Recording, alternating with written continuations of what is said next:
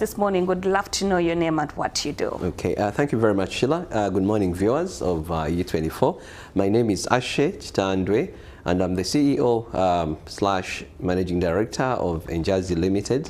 Enjazi Limited is a licensed recruitment company here in Uganda that sources labor opportunities or work abroad for Ugandans. And I'm happy to be here this morning. All right, Asha, a quick one. We have seen stories that run on the newspapers, that run on TVs, that run on TikTok. The girls complain.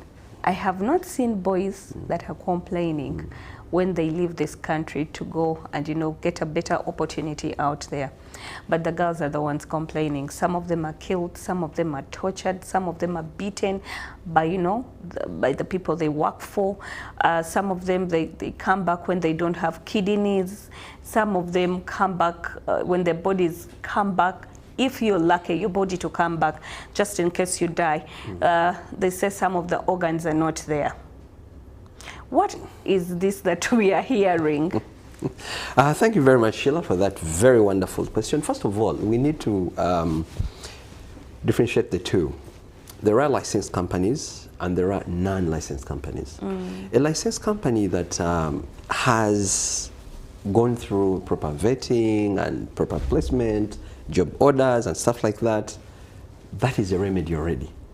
You cannot externalize a Ugandan and a licensed company, and the Ministry of Labor here is unable to put you to task for accountability for every Ugandan you've externalized. But these companies are many. They're over like 40 or 50, or them actually more than even 100. Yes, I mean they can be as much as 500. But the government cannot fail to monitor us or regulate us as companies. But I want to be categorically clear. You've mentioned the girls. We are allowed to externalize Ugandans for work only to the Kingdom of Saudi Arabia. It's the only country that we have a valid labor bilateral to externalize domestic workers. Let me be very clear, because you've asked a question to do with girls, and that's where most problems are coming from. Because we don't see the boys complaining. Yes. We are seeing these young girls between the age of 24, right. Those ones that have finised campus, are the ones that complain that when they are taken, things are not good. Yes, and I may agree with you, Sheila, on one hand, and I want to explain to you why, and the viewers. Like I've said, we are allowed to externalize only domestic workers to the Kingdom of Saudi Arabia. We do not have a labor bilateral agreement for domestic workers to work in Dubai. Oh, really? We do not. And I want to categorically explain why this is happening. Number one, if your country does not have a bilateral agreement with another country, yes. And specifically in this case domestic workers, there is no way your human rights are going to be respected, because people go as visitors, they get there, and that is it. Because once you have a visitor's visa to the United Arab Emirates, what Ugandans call Dubai, you are a visitor in that country. But what traffickers do, they help you apply for a visitor's visa. When you get there, they don't, in quotes, workers visa, in quotes. So they get you to Dubai. That is trafficking already. Then you're placed in a house where you work for someone, and they're entitled to do anything they want. You're not protected by the laws because you went through wrong channels. So when things happen to be bad, that is when you see videos and you're like, but how did you get there? You're not telling us how you got there in the first place. But these are the companies that these girls talk about, that they're registered. Even when you go, maybe, I don't know, I can't say, but these are the companies that these girls say they are registered companies, that they go there and pay, meanwhile they pay a lot of money, 10 million, just to access, to leave this country to go to another country to work. They pay a lot of money, but then they say the work that they are doing is more than what they expected. What is in the contract is not what they have found there. Exactly, and that's why I'm explaining it this way. I'm beginning with showing you we're supposed to externalize to only the Kingdom of Saudi Arabia. And I'm not saying that all those that have been externalized to the Kingdom of Saudi Arabia, it has been well. Yes, of course you find, you know, employers that are misbehaving, and once they misbehave, most of them have been taken to court, they've been sued, and they've been handled by the laws of the land over there. Those that have, you know, abused their contracts, those that have abused our girls. But I do not want to have a conversation that is not, you know, properly investigated. And I want to tell you why. Yes, the things of the organs, we've heard of this, but we've never seen a single story that has been proven beyond reasonable doubt that actually my name is so and so and I don't have my organs. Well, have you seen such a case? Yeah, there is a story of a very young girl that was training. I don't know which company took her, but this young girl was taken, and when she came back to Uganda, actually she was really, I think, tortured. She got, I think, a stroke, and then, you know, she claims that her kidneys, one kidney was missing. I think due to that kidney issue, she started to get stroke. She became mentally disturbed. The story kept going on. It was all over. I don't know whether you've watched that story of that young girl. Yes. I know the story you're talking about. Yes. And investigations were done because we're not, you know, medical personnel. But it was proven that you can actually have one kidney. Yes, that is true. So if you travel without your medical center alerting you that you actually have one kidney, you know, for whatever reasons, you're abused and stuff like that, and it's very, very unfortunate. And we do not agree with, you know, employers that abuse our people. It is wrong, it is criminal, and they should be, you know, prosecuted in court and stuff. But that same case, this is what I also read, you know, in the media much later, that actually the doctors said it is very, very possible that this particular person went without realizing that she had one kidney. So that case, for me, from a layman, I choose to leave it at that, because that is it. But I've been in this sector for a very long time. Yes. I've externalized over 2,000 Ugandans, and I've not had a single case of organ transplants and all that stuff. I've not had.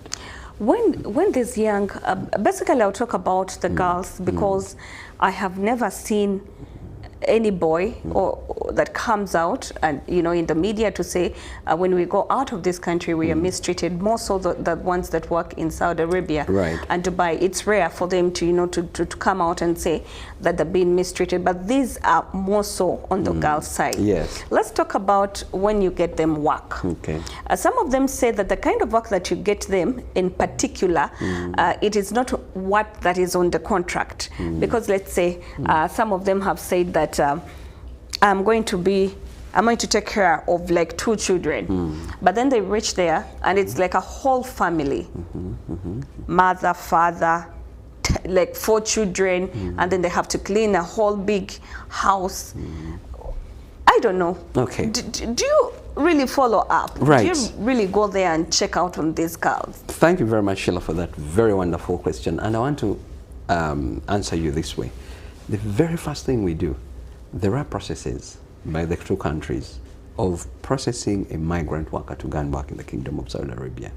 There is a system, it's an online system, it's called Mosaned.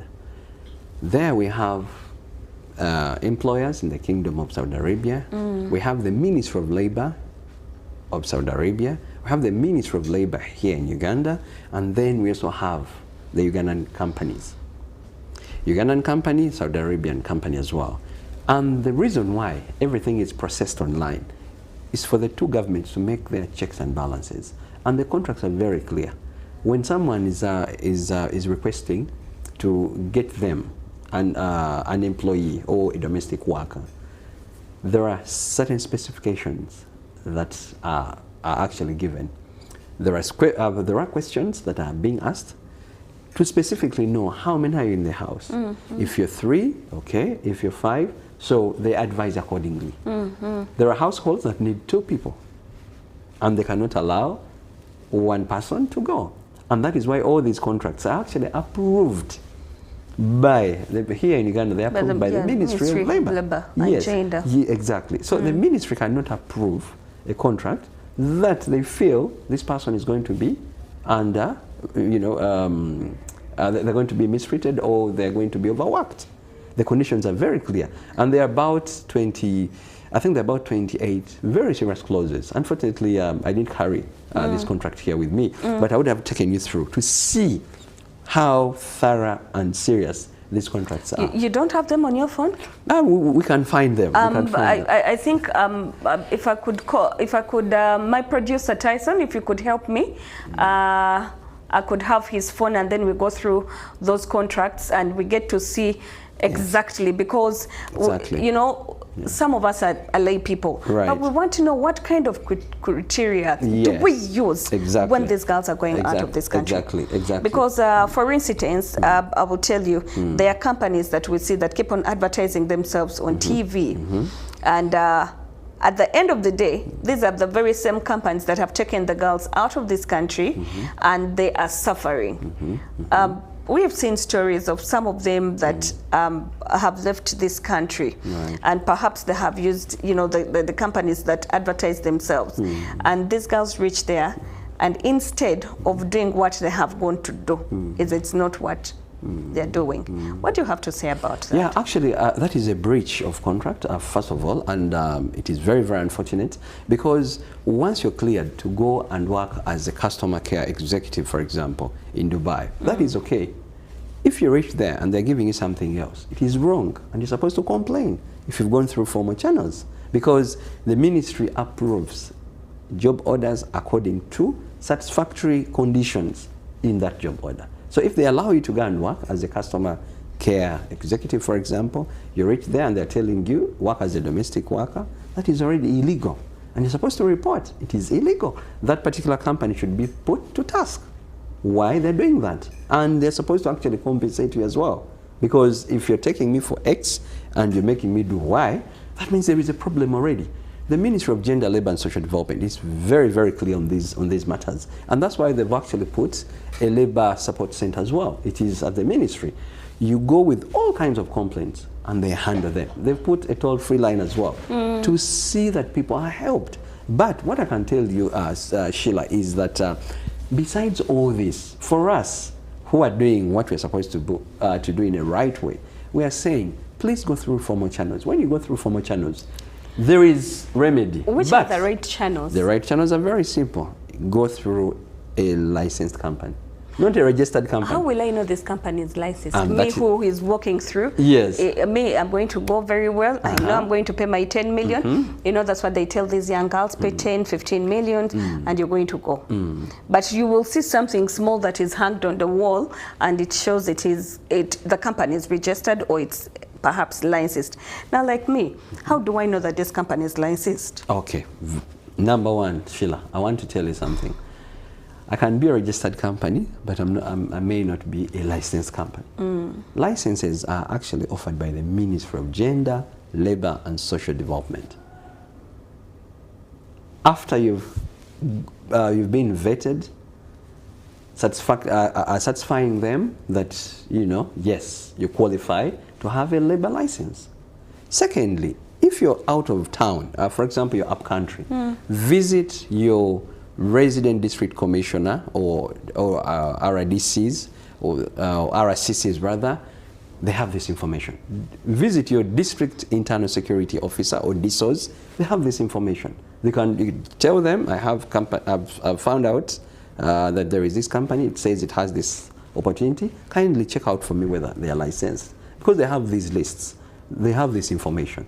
So after you've established that, you can actually also go ahead and establish whether that particular job is actually available by reaching out to the Ministry of Gender, Labour and Social Development. Their numbers are everywhere on their websites, their toll-free lines.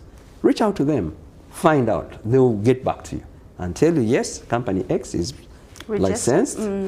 Number two, yes, they have the job opportunities that they're talking about, and these are the rates and all that information is there. Then, if you feel, I'm not satisfied, just walk to the Ministry of Gender, Labour and Social Development directly. Go to their reception. Tell them, this is what has brought me here. They will guide you accordingly. Then, let us differentiate the jobs. You know, you're talking about jobs where they're asked to pay 10 million shillings and stuff like that. But why do these girls pay that kind of amount? That's what I'm going to explain. I don't know whether you're talking about to the domestic workers, because the domestic workers cannot pay that money. No, they cannot, because you know the contracts are very clear in that regard. They cannot pay 10 million shillings. So what are the criteria of going out for these young girls who want to go and work? First of all, you need to be above 21 years. Okay. Below 21 years, we cannot. But you know they can lie? Well, if you lie, I mean, because for us we follow the national ID and passports. And of course, before you do anything, do you realize that we also have what we call a debriefing process?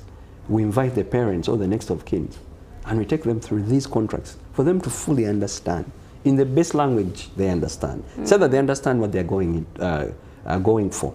Secondly, we go through these contracts clause by clause. Word by word. Word by word. Explaining to them in the languages they best understand, so that they fully own up this process. They own up what they're going to do. They know how much they're going to earn. Even the numbers of their employers are there, the names, their national IDs as well, so that we can track. Even our embassy in the Kingdom of Saudi Arabia has this information. They also have access. What you also don't know is that the Joint Intelligence Committee, or JIC, it is also on that online process. They also check you out. They also vet. For example, if I have contracts in Somalia and Iraq for for the males mainly, security guards, and you cannot leave this country just like that. No, they need to know who you are, and they need to clear you. So same thing with the girls as well. They need to be cleared by the ministry. They need to know who has taken this person, where they're going, which company, employer, location, numbers, all these things. Remember, the other companies are also vetted by their own government. So before you're given a license, even in the Kingdom of Saudi Arabia, the government of the Kingdom of Saudi Arabia has vetted you. They've made sure that you're actually good to go. Not everyone. But going back to what you're saying about the 10 million shillings, there are different job categories. There are jobs where the employer pays. There are jobs that the employer doesn't pay anything, but they want you to be there. You understand? What do I mean by that? If the hiring company, for example, let me say in Dubai, there is a job of a banking officer in one of the banks in Dubai, and that a particular job has come through an agency, a recruitment agency in Dubai. Remember, the recruitment agency in Dubai has its own commission that is supposed to be paid. So the other employer, the final employer, who is the bank this time, may decide, for me, I want this person and I'm going to pay you this much. So what these recruitment agencies in Dubai do, for example, they'll come to the Ugandan agency and say, I have these many jobs of bankers, but I need this much commission. Now the recruitment agencies in Uganda don't have that kind of money. Yeah, true. So they're going to ask the candidates who need these jobs to pay. Exactly. That is all. That's why there is that. And that's why for some of us, we target jobs where, Ugandans actually don't pay anything. For example, all the contracts I have in Somalia and Iraq, these Ugandans don't pay anything. They do not. The only thing you have to pay is you have to maybe get a passport. Yeah, but that's yours. It's like saying, oh, I'm buying you a toothbrush. No. Yes. I mean, it's not mine. That is yours. But for the jobs themselves, they are free jobs. Exactly. Because whatever money you're using on you, like Interpol and stuff like that, that works on you as you. But me as a company, I'm not asking you to pay me a commission. No. Because your employer is the one who's going to pay me. And that is it. So that is where the difference is. So it depends on the job and also the employer as well. So that is why for me, I normally say, look for opportunities that best suit you. Because, for example, in Jersey Limited, I do not take on, I've avoided intentionally to take on jobs that require Ugandans to pay 5-10 million shillings. Because for me, I believe my role is to ensure that I assist Ugandans to improve their livelihoods. It's a service. That is why those many have come to me. And I say, no, you want them to pay how much? No, I'm not taking that. So I still believe in the employer pays principle, where the person who wants this worker pays me, not me asking them for money. Because I believe by the time you come to me, yes, you don't have that 10 million shillings. I know. Yes, but I also don't blame the companies that are asking them for that money. No, quote me right. I'm not blaming them. True. I understand the dynamics of them getting those jobs, like I've explained. So you as a potential migrant worker, where and see where to go. If you feel the options, yes, that suit you, exactly, right? Exactly. So it is not a must that, oh, you know what, these people ask us for money and no. Look for what suits you. If you don't have that money, go where you can afford. Exactly. If you feel you can afford the other side, it's okay. That is why the ministry approves all those job orders, because I mean there's nothing illegal about that. Yes, the only problem comes in when you pay that money and you're not take it. Yes. Actually, that's what I was going to come up Yes. to. I was going to ask you before we go into how do we vet these people that go for those kind of jobs, and how do I know that this kind of job is better for me? Do you take me through? Because we've seen, like me, where I come from, around my area in Nalia, there are very many companies that take these girls, but this is my challenge, and this is the thing that really perturbs my small head, is you find them in the morning as you're driving to work. You find them carrying buckets, carrying bags. Meanwhile, I think they've slept like this side, but then they're going across the road where the company is. Why do you keep these girls there? What are you teaching them? Are you teaching them how to mop? Are you teaching them how to, learn how to iron using different machines? Are you teaching them how to use washing machines? I, for one, yes, I have it, but that thing teases me. I will not say that it doesn't tease me. But then you find my 5-year-old can operate it. I'm like, what is happening? Get off. But you find them that where they have slept is like, I don't know, that you find like this is a house and there are very many inside that house.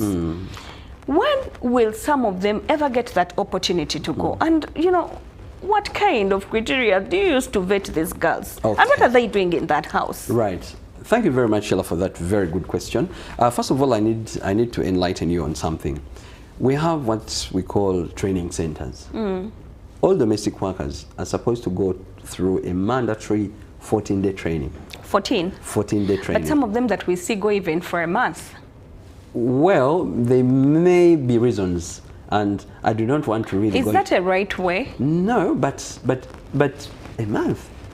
Because what I'm telling you is I have seen them on the road.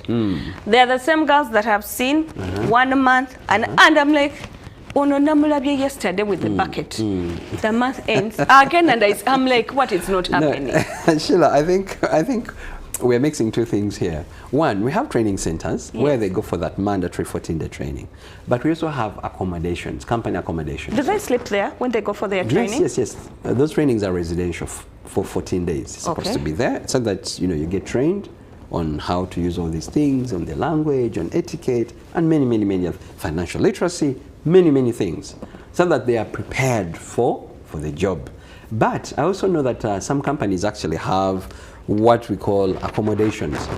Before we deploy you, maybe you're in the process. Some people come from very far, up country, and they need accommodation around Kampala as they're being processed.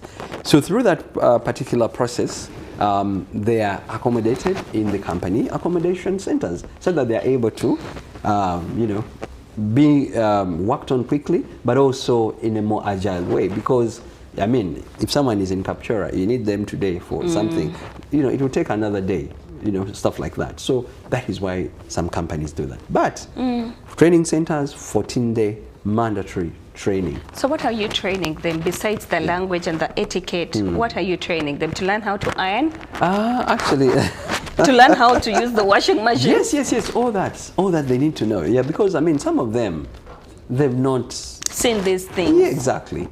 They need to know, because once you go there, these are the things that you're going to find. So you need to know how to handle. You need to know how to lay a bed. Not the way we lay. Yes, there is a particular way.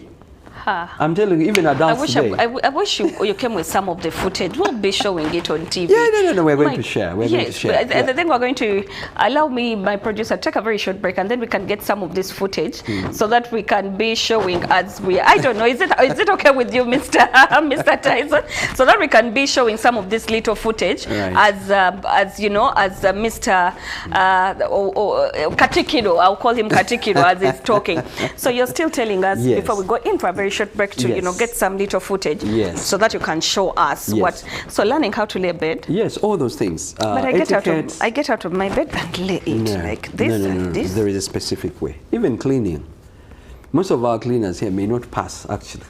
Are you for real? I'm telling you. There is a certain way you do certain things.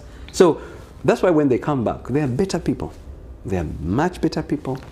Of course, between me and you, Sheila, I'm going to tell you, this is the only sector that actually gives a Ugandan enough money.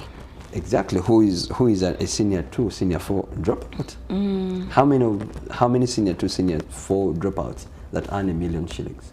I know. Exactly. Yeah. If a graduate, I mean, starting salaries in most cases about 500, 400. Yes. Exactly. True. So if someone who dropped out of school, they're given this particular opportunity, this is a life transformed. After 2 years, this person comes back with over 20 million shillings. They're able to start a business. But you teach them how to invest this money? Yes, that's why I'm saying financial literacy is also part of what they train them on. So that when they come back, they're able to actually, do you know, Sheila, that some of them have come back and they become employers themselves. They're giving, jobs to other Ugandans. That is why, if you look at our remittances, last year I think our remittances were $1.4 billion. This is the money that was remitted by migrant workers across the world, Ugandans. So that money into our economy, what do you think it does? That is why you're seeing, there is also this real estate boom. People are buying plots. Plots, Yes, people are building houses. But that is one area that we've not, unfortunately, talked about as people in this particular sector. But there is a lot. I remember, I think it was 2 years ago, when the Minister of Finance was actually reading out the budget, he actually put a projection of about $9 million per month coming from this particular sector. Why do you think that? So this is a very serious thing that we need actually. Instead of criticizing, finding faults and all that stuff, we're supposed to come together, work together and see how we can make sure that this is properly organized, properly done, fight human trafficking, because human trafficking is where the biggest problem is. Yes. And that is why someone tells you, like you said, someone goes to Dubai, they die from there. Yeah, they die, and also bringing back their bodies. Yes, because you went through wrong channels. You went through wrong channels. Then in Saudi Arabia as well, there are those that have gone through proper channels, but they get there. And there is this group now called Mama Biyomba. They make, you know what they do?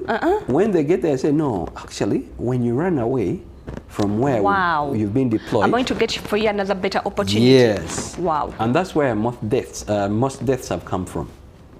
Because they're put in a very big house. Because once you come out of there, you're on your own. Because the company doesn't know where you are. And as a company, do you ever follow up to find out why this person ran away? Of course, the conditions are properly explained to them before they go. And we tell them the repercussions of running away. That this and this and this. Nothing as bad as running away from a house. Because as soon as you step out, you're no longer in our hands. Because we don't have control. You're now on your own. So we cannot help you. We cannot. So that is why most of them that run away end up at police, and the police, does the processing, they're deported back. Others that are very unlucky die. Yeah. And they are buried there. Exactly. That is why you see on television sometimes, oh, company X took so and so, she died there. But that same family won't tell you that this person actually escaped. And when you escape, then you're on your own. So the company is not liable. But you die when you're in that house where you're deployed. The company is liable, the employer is liable. the other company is also liable. And that is it. So that is why we normally tell them, desist from running away. It is a big risk. At some of them, you say they run away due to the conditions. Yes, now those conditions through our systems, because every company has Ugandan representatives in the Kingdom of Saudi Arabia. My company has 5 people, just to follow up on any complaints, any queries, any issues that may come. Do they go to check on these girls in, yes, of in course. different homes Of course, they work with the embassy to see that they monitor them. And that is why they find out. If there are issues, they handle them.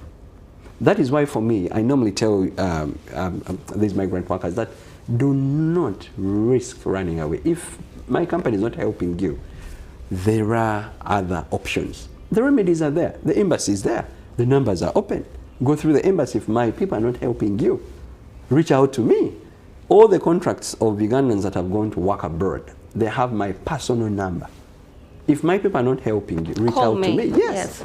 Because I'm accountable to the government. I'm accountable to the public for every Ugandan that I've taken to work abroad, and I need to account for them. So there is no way I'm going to sit back when they're going through hard times. There is no way. Because that is my responsibility, number one. We are really learning a lot. Right. Let's talk about the vetting of these girls. What does it take? Okay. I, Sheila, can I come to your company and say I want a job? Will I also be taken through that kind of training just in case I come? Yes. First of all, Sheila, it also depends on your age. Like I said, we begin at 21, and for example, my company, we stop at 35. A lady beyond 35 years, sorry, however good you are. Let me tell you something. These are not my words. Right. They are the words of Katikido. Right. These things of saying my age, I don't want to mention. I'm just a sweet 16. 2 weeks ago, I celebrated my birthday. If you're 16, then you're below age. I'm coming towards 21 now. And we have to prove that. Yes. You need to be between 21 and 35 for my particular company. So if I've just clocked 36, no, sorry, I can't. However good you are, unfortunately, we can't, because there are medical issues that come along with age. You have started. Yes, it is true. You have started this language of medical. Yes. By the way, Sheila, you may be 21, 22, but you've gone through certain surgical, procedures. Yes. We still don't take you. We do not. Do you take the ones that have children? Yes, as long as it was a normal delivery. If you're C-section, no. And how would you know this is a normal delivery? They go through checks by medical people. Yes. You have them in your company that will literally check them? We have approved medical centers that do that on the behalf of the Gulf Cooperation Council. Yes, approved by both governments, because we know the repercussions of that. So, Sheila, it's not something that we just, no. There are things that we go through. So that means certain companies that take these young girls do not go through those criteria. That is why I was telling you that... They're just after their money, could we say that? That is why I was telling you a registered company and a licensed company are two different things. I also want to make this categorically clear. I've seen travel agencies do labor migration. Yes. And it is wrong, because they're not licensed to do that. They are only licensed through their, or is it IATA, whatever, to sell tickets. Yes. Not to take these people. Yes, but what most of them do, they use the advantage that they're in that kind of sector, and they take, and that's why for us as company owners, we are not allowed to own travel agencies. We are not allowed. You're watching One on One right here on U24. Sheila is my name, and of course this morning I'm delighted and honored to have the Katikido of Ngonge clan, and of course he also, takes people out of this country, and he has explained to us the criteria of how these people are taken. You just don't wake up and go to any company and you think you're going to go out there and have a better life. And also, as told us, some of these ladies that go out, so they leave the other side of the house that basically is paying them better to go because someone has lied them that there's a better opportunity.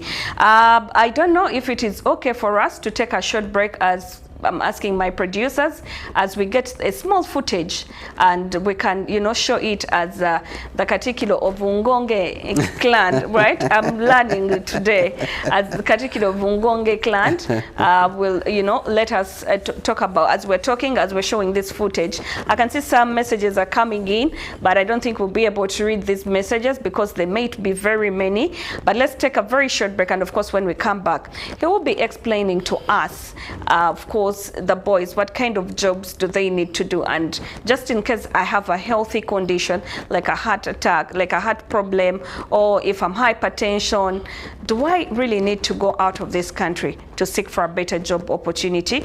All that is happening right here on U24. Let's take a very short break, and then of course when we come back, we'll be talking more about this. Get your favorite health tips right here on U24. Maintain your kidney by drinking 8 to 10 glasses of water each day. This can be in form of soup, tea, water, cooked grains, and boiled vegetables. My name is Erica Murunchi, and welcome to Be Inspired by Erica. So today I want to talk about personal hygiene. Personal hygiene is not just a habit, it is a way of life. By maintaining personal hygiene, you will reduce stress, improve on your focus, show respect for yourself and others around you, to the people around you. Take care of your space and your life. Keep your room tidy, wash your hands, cut your fingernails, comb your hair, brush your teeth, and many others. Take care of your space and your life. Brush your teeth, make your bed, bathe, cut your fingernails, comb your hair, and many others. Make cleanliness a habit.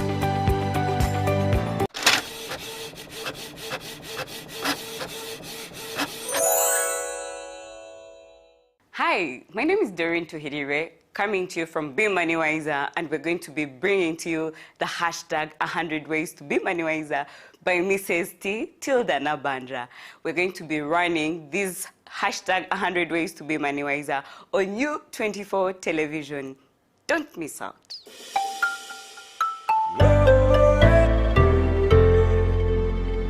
U24. Don't miss on U24. Entrepreneurs Hub, giving you a deep and unique insight into agribusiness, services, ICT and innovation, industrialization, and so much more. Entrepreneurs Hub, growing your small, medium, and large business entity. With yours truly, Sandra Kahunde.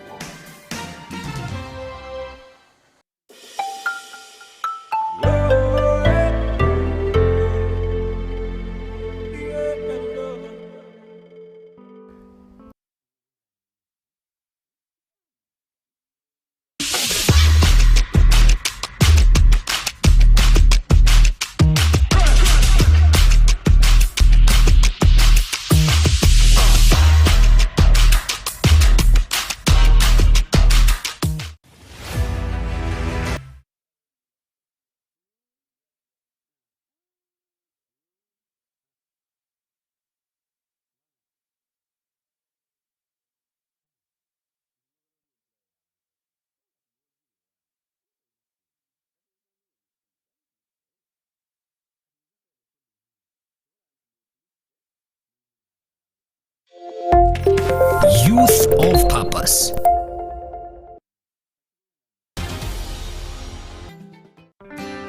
Get your favorite health tips right here on U24. Maintain your kidney by drinking 8 to 10 glasses of water each day. This can be in form of soup, tea, water, cooked grains, and boiled vegetables.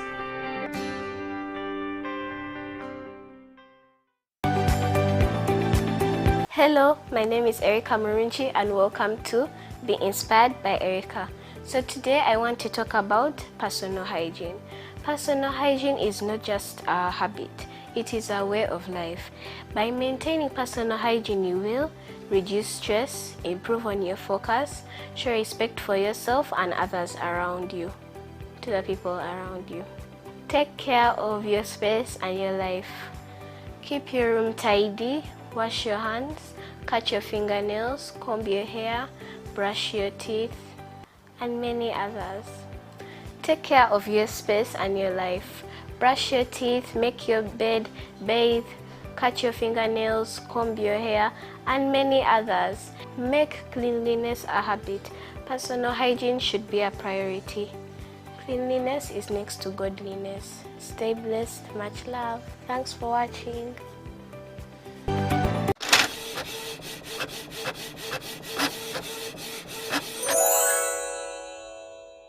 Hi, my name is Doreen Tuhirire, coming to you from Be Money Wiser, and we're going to be bringing to you the hashtag 100 Ways to Be Money Wiser by Mrs. T. Tilda Nabandra.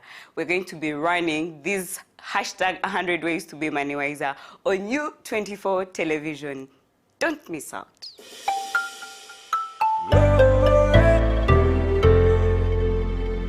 U24. Don't miss on U24. Entrepreneurs Hub, giving you a deep and unique insights into agribusiness, services, ICT and innovation, industrialization, and so much more. Entrepreneurs Hub, growing your small, medium, and large business entity. With yours truly, Sandra Kahonde.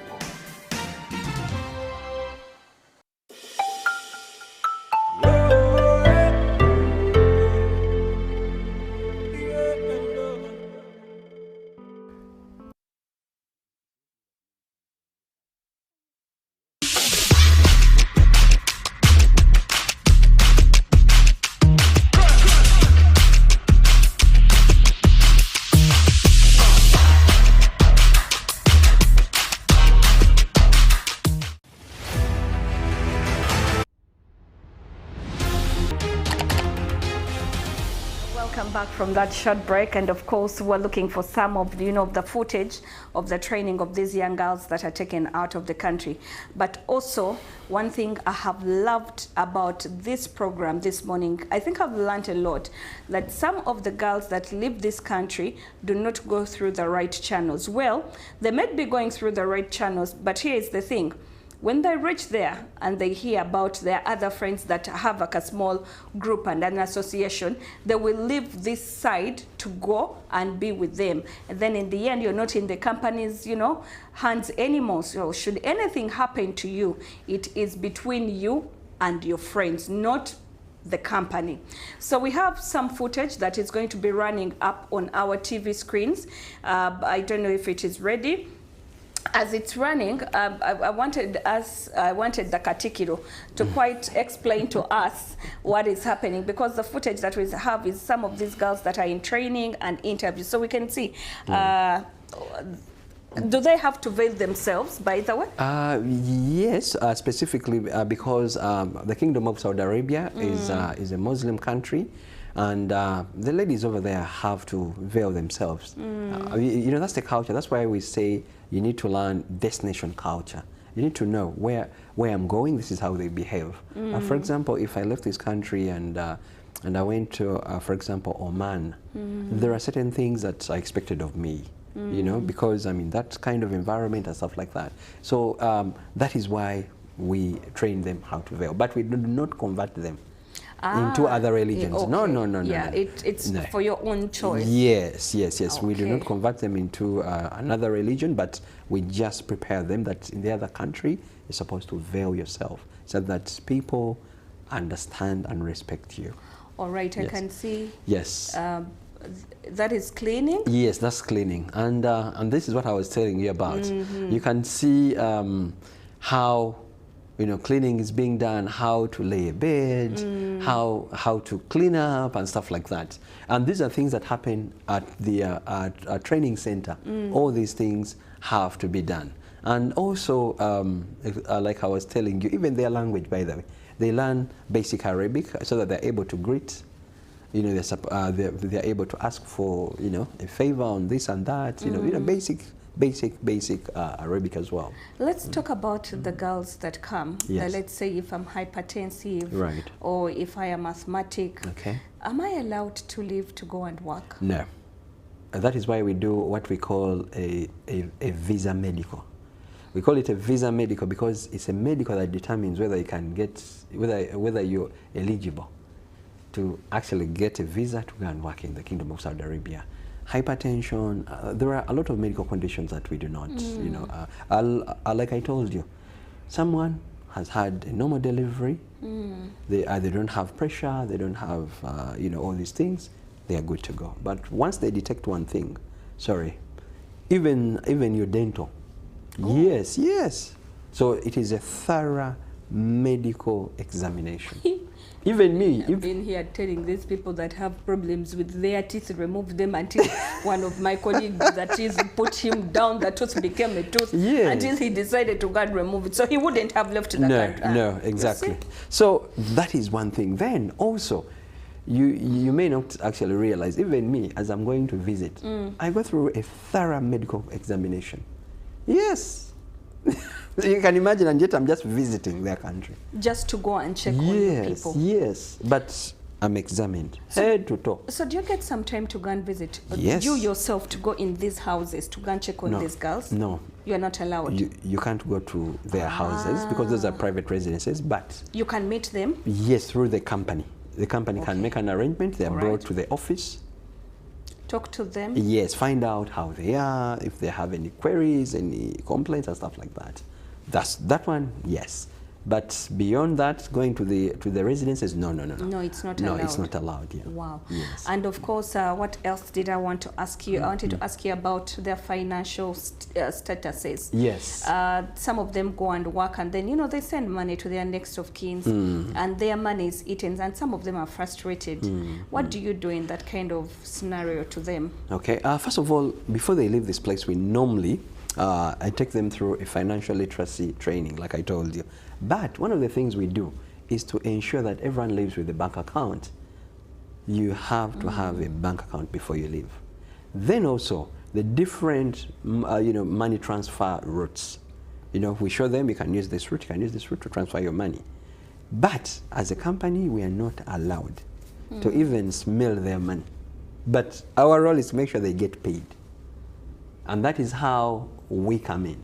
But dealing with their money, no, we don't touch their money. But what we do is to make sure that the employer pays them. And our role is to make sure that they are paid. If the money is not in the account, please complain to me that my employer has not paid me. I follow up and make sure that that employer pays. That is all. Then, the issue of the relatives, yes, after giving them all this training, sometimes the choices are theirs. You cannot control, you know, someone's money. Yes, and these are adults. You can only do, I mean, very many times. And the police says, don't pass here, but you pass there. Yeah, true. So, I mean, you cannot go into that. But once that happens, now, I mean, that is a family matter, really. Let's talk about the years as we conclude. Yes. The 2 years that they don't come back in the country. Right. Is that really fair? Yes, 2 years. 2 years is fair. 2 years is fair because that period was actually determined by the two governments, not me. Yes, so if the government is saying, according to their labor laws and all that stuff, the government feels 2 years max is good. Come back home if you want to renew your contract, come back home, renew, go back, no problem, yes. So they can come back, renew, and get back? Yes, okay. Yes. Let's talk about these ones who have gotten married. I've seen some of them have come back to the country. They've gotten married from the other side. Right. And you, the bosses, actually attend these weddings. Isn't that, what does that do? Doesn't it put a smile on your faces? I've personally not attended any kind of wedding like that. And the incidences that have really happened, I think they've been private. You know, human beings are human beings, and these are adults. Though what we normally tell them is that be extremely mindful and careful on how you do these things.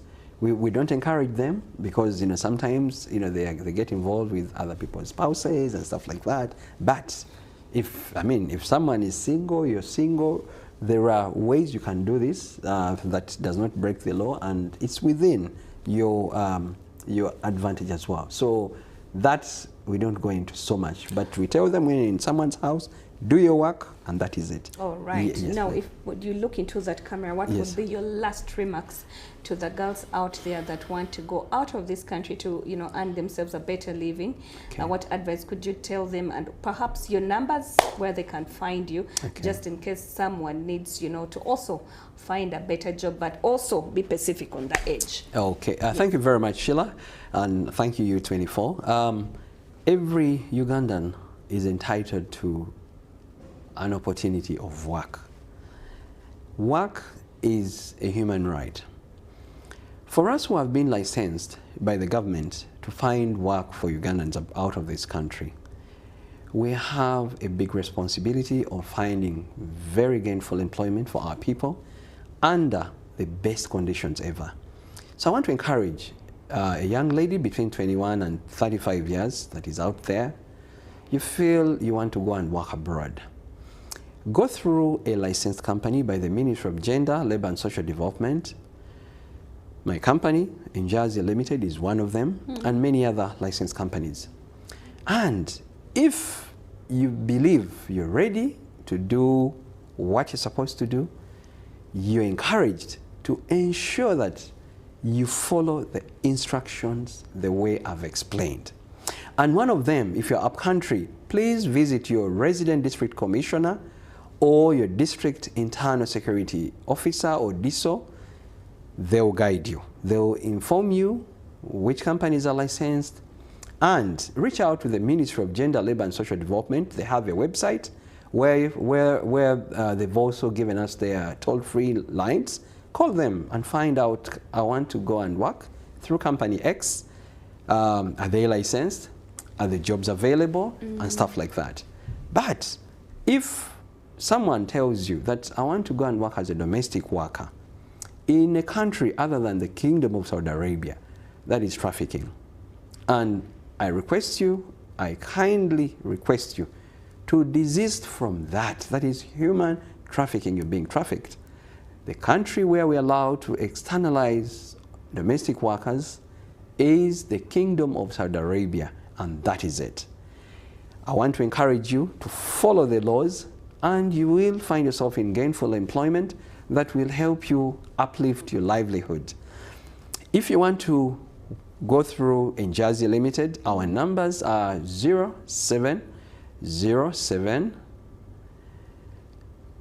801 801. Sorry, I beg your pardon. Yes. 0707 681 801. If you want to go through Njazi Limited, I repeat, the number is 0707 681 801. Reach out, and then we shall, help you go through this process, and you're placed through gainful employment. Thank you very much. Where are we located? We are located in Machindye, Salama Road, and the road is called Father Serias Nicholas Close. That is where we are located, along Salama Road. Okay. Thank you. All right, for any more information, they can call those numbers. Yes. They'll be helped, and yes. they can find themselves a better opportunity. Exactly. But thank you so much, the Katikido of Ungonge, for coming in today. Thank you. And thank you for enlightening us. I think I've learned a lot. Thank you. And also, I didn't know that training takes 14 days. So that has been an eye-opener. Okay. And also the age, and also the healthy benefits. Thank you so much. Most of us didn't know that. Okay, thank you for enlightening us, for telling us about the companies that if you're registered, it doesn't mean you have a license. Exactly. So thank you so much. All right, thank you so much for being part of this lovely show all the way from the hour of 9 up to this hour. I will leave you in the hands of Fresh and Clean. If you want to know what happened yesterday at the High People Award, all that is going to be happening on Fresh and Clean. And of course, to the presenters, happy belated birthday to Emma, all right? and also Ashtray. Thank you. These are the birthday babies of this month, so we share the same birthday in this month. Thank you so much for being part, and of course you can still follow this conversation on our X page, which is the former Twitter at U24. Follow us on TikTok at U24 Television. Follow us also on our YouTube channels. This conversation is still going to continue, and you can learn more about it. Thank you so much. Have yourselves a very, very lovely morning.